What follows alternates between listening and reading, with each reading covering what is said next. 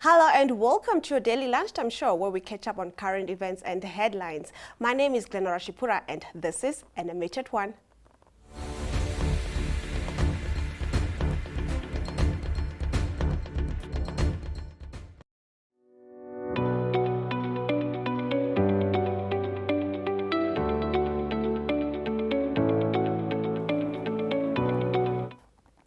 In incoming news today, the Namibian Internet Governance Forum is conducting a conference of today and lasting until tomorrow. This forum is focused on finding ways in which the internet can be policed without negatively reflecting on freedom of speech and the freedom of the press.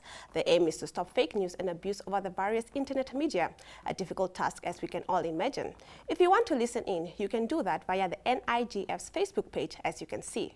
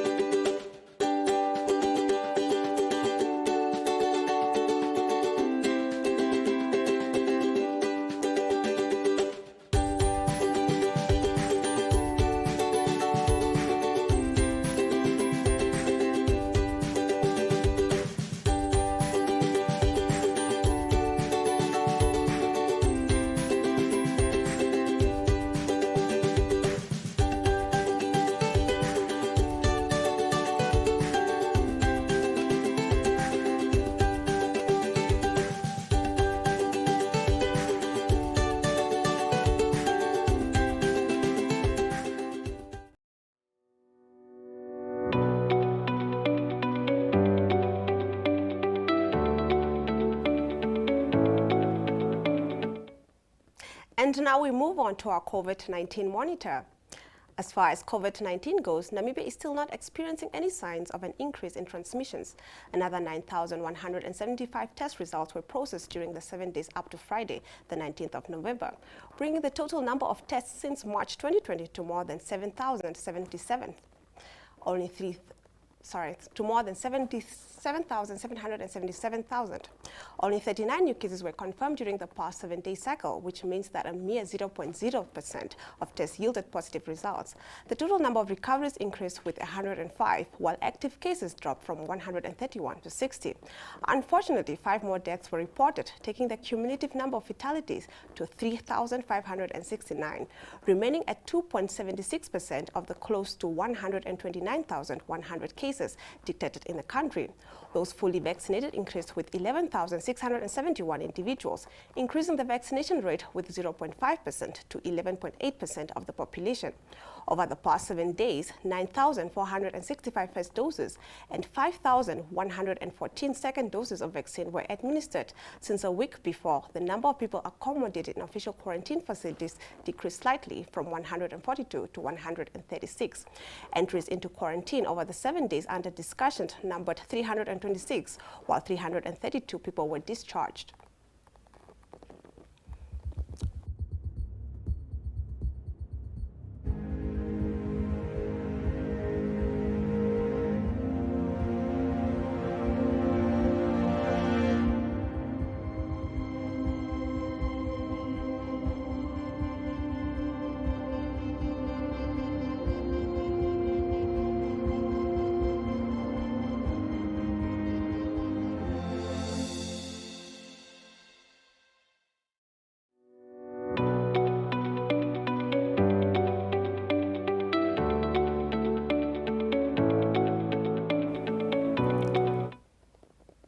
As always, we now bring you a number of video clips from around the country.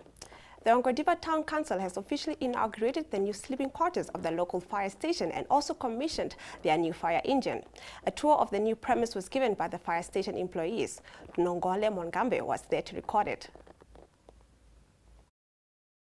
These facilities in our town meant for prevention of fire.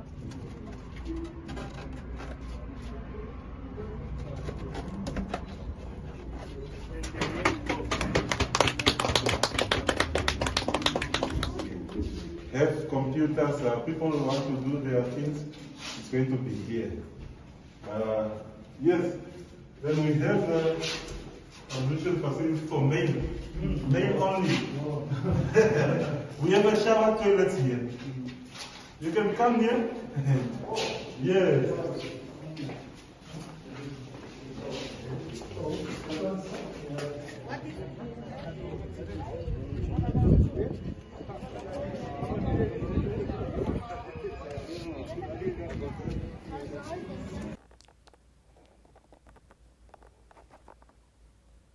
And in our second video for the day, the APRM Targeted Review Report on Youth Unemployment in Namibia was launched at State House recently.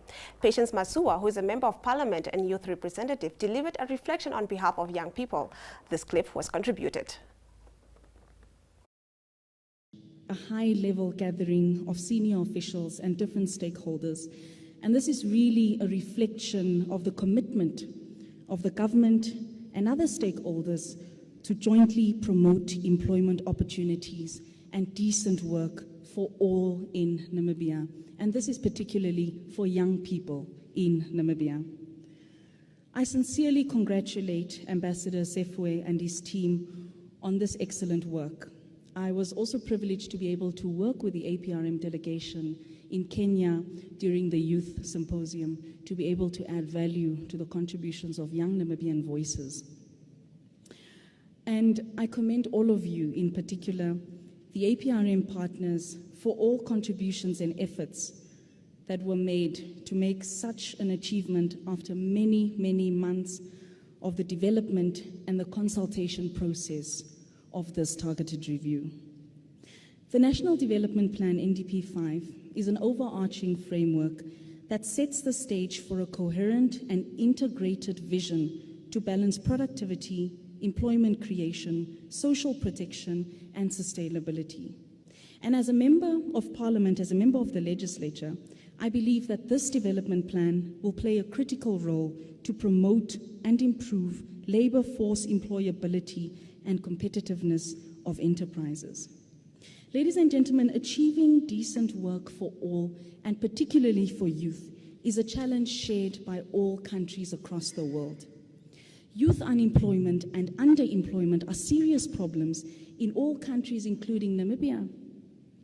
On average, young women and men are 2 to 3 times more likely to be unemployed than other counterparts. And in Namibia, youth unemployment is north of 40%.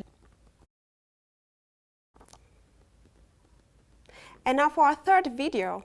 The Bank of Namibia on Friday made a donation of medical equipment to the Keetmanshoop State Hospital. According to bond representatives Kadembure Dembruka, this donation is made to help assist the Ministry of Health during the ongoing fight against COVID-19. Elizabeth Joseph was there.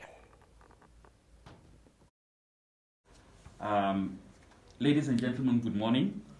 On this special occasion, which marks yet another step in our collective and continued fight against COVID-19, it is indeed a profound honor for me to be here today to hand over the medical equipment and supplies to the Karas Regional Health Directorate of the Ministry of Health and Social Services in the spirit of partnership and goodwill. I'm here representing the Governor of the Bank of Namibia, who earlier this month handed over a national donation of the bank to the Honorable Minister of Health and Social Services. We indeed recognize the regional governor of the region, Honorable Aletta Friedrichs, who was originally slated to officiate at this event, but couldn't do so because of unforeseen circumstances.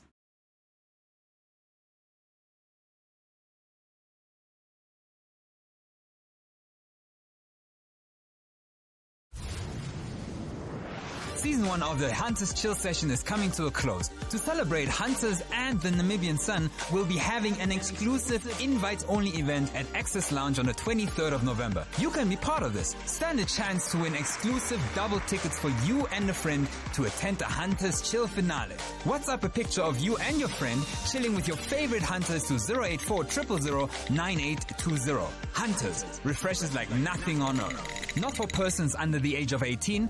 T's and C's apply.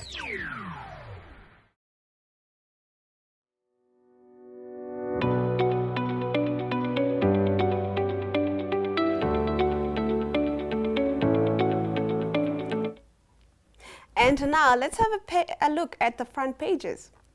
On its front page, the Allgemeine Zeitung today leads with an article about the apparently horrendous books of account of the Windhoek municipality, a municipality that seems to keep riding a high horse, continuously telling the media how it assists the smaller municipalities, even financially, so as to enable them to meet the requirements of the International Public Services Accounting Standards, IPSAS, has received a devastating audit opinion with the Auditor General, Junius Kanjeke, qualifying the annual financial statements and seriously doubting the solvency of this public entity. The Republican also leads with the disastrous state of the public accounts of the Namibian capital city. It focuses on the fact that the accounts in the view of the Auditor General are riddled with material errors, amongst which are investments into development that are disclosed in the ledgers, as well as various bank faults, as well as 124 million Namibian dollars for legal claims that are likely to be paid by the city of Windhoek. This reminds us of the Air Namibia that did not disclose the massive legal claims awarded against them in a European court, something that led to their downfall. The Namibian Sun focuses on the fish rat scandal on its front page. Under the heading, Briefcase Namgoma got quotas under fake agreement. The ACC is making serious allegations in the hearing of the Ricardo Gustavo. Apparently, one of the companies that he and his co-accused were involved in was awarded fishing quotas based on a fake bilateral agreement. It is getting worse every day. These court cases carry on, it seems. The Namibian reports on its front page that the fish rat scandal accused former Fisheries Minister Bernard Esau and his son-in-law Thompson Hautikilipi and the current bail applicant Ricardo Gustavo are again applying for a release of their assets in order to pay their attorneys. Esau and Hautikilipi alone need to pay an amount of 856,000 Namibian dollars to Metcalf Beeker's attorneys. On its front page, the New Era leads with the background story of Joseph Kefas Shihema, who, despite serious setbacks and disabilities resulting from an accident, has steadily climbed the ladder of success to become a chief of credit at one of the local banks. The paper places focus on a man that has not allowed his physical challenges to stop him. On the front page of Market Watch, you can read more about the initial public offering by the Namibian mobile company, MTC. MTC was formally listed on the Namibian Stock Exchange, NSX, on Friday, but it is a story of mixed success as much of the offer was taken up by the institutional investors, with pension funds being legally obliged to invest 40% of their money within Namibia. The private investors stayed away, and MTC ended up only selling a little more than 299 million Namibian shares at a value of 2.5 billion Namibian dollars, as opposed to the government expectation of 3.5 billion for the 367.5 million shares they had offered at a unit price of $8.50 per ordinary share. The front page of the Weekend Sports Rep supplements leads with a triumphant UNAM team sponsored by FNB that, under the leadership of Alcino Isaacs, kept another successful rugby season. They were able to win their final game of the season against Western Suburbs with a final score of 30-20.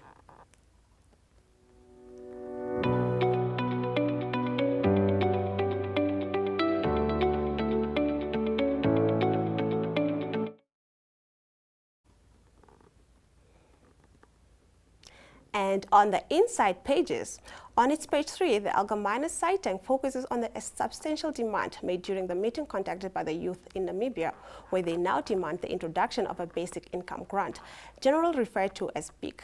This demand is largely based on the fact that the cost to the government would in any event be cheaper than the massive cost of squandered resources lost to the state on account of corruption. The GI scandal of 600 million Namibian dollars, 300 million Namibian dollars for NDF, and August 26 related corruption, 200 million in the case of SMEP Bank, 3 billion Namibian dollars overspending on the oil storage facilities, and many more are listed to come to a total of 5 billion Namibian dollars that could have been spent much better on BIC. On page 3 of the Republican, you can read up on the introduction of the vaccination drive to get youths in the age groups of 12 to 17 years inoculated against COVID-19. Some people are concerned about possible side effects, but medical experts point out that the impacts of COVID-19 massively exceed the remote risk of side effects. The Namibian Sun has a very tragic lead article on its page 3, once again pointing to a form of GBV. Dehydrated one-year-old twin brothers were recovered by paramedics in Havana this weekend. They were suffering from malnutrition and exposure to the cold on account of them having been abandoned on a part of a public road by their parents, who preferred to go on a drinking spree. The The Namibian on its page 3 reports that the Minister for Public Enterprise, Leon Jooste, has made it clear to the attendees of the inaugural meeting of the Public Enterprises Chairpersons Forum that government has no funds left to bail out blindly state-owned enterprises any longer. Without strategy, there will be no assistance in future. On page 4 of the New Era, the paper leads with an article about the Minister of Mines and Energy, Tom Alwindo, who is challenging the public to report officials who own mining licenses through third parties or proxies. The minister wants the public to report such corruptive behavior to the Anti-Corruption Commission, ACC. Win instant cash this spring with Top Score Instant. To enter, buy any new pack of Top Score Instant 1 kg or 500 grams from any store countrywide and stand a chance to win one of 2 grand prizes of 20,000 Namibian dollars or one of 12 weekly prizes of 5,000 Namibian dollars. SMS Instant to 24442. Competition ends 30 November 2021. T's and C's apply. Top Score Instant, a proud product of Namib Mills.